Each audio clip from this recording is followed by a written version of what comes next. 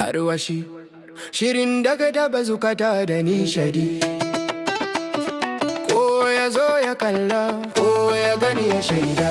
Arwashi ne shirinmu na alfahari, daga nishadi har zuwa darasi na rayuwa. Arwashi ne shirinmu na alfahari, daga nishadi har zuwa darasi na rayuwa. Bari na rera yabo ga shirin da kowa ke jira. Arwashi series mai cike da karsashi da kwazo, daga labari mai ma'ana har zuwa dabarun nuna fim. Kowa ce kashi tana da sabon salon da zai baka mamaki, darasi ga matasa sako ga manya da yara baki daya. Wannan shirin ya zama zakara a cikin shirye-shiryenmu. Ina su jarumanmu masu azaka da fasaha, daga manyan jarumai har zuwa masu tasowa fagen. Kowa ya nuna kwarewa, kowa ya fito da halin sana ban shawa. Daga daraktan shiri har zuwa masu daukar hoto kwararru, kun hada mana abin kallo mai inganci da tsari.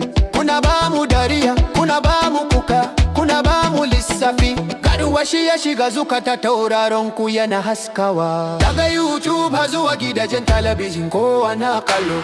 Masoya shirin sun zagaye duniya suna muku fatan alheri, domin kuna isar da sako na kwarai cikin nishadi. Allah ya kara muku daukaka da karsashi a koyaushe. Kada ku gaji da nishadantar da mun kosa mu ga kashi na gaba. Arwashi na kowane shirin da babu kamar sa. Arwashi ne shirinmu na alfahari, daga nishadi har zuwa darasi na rayuwa.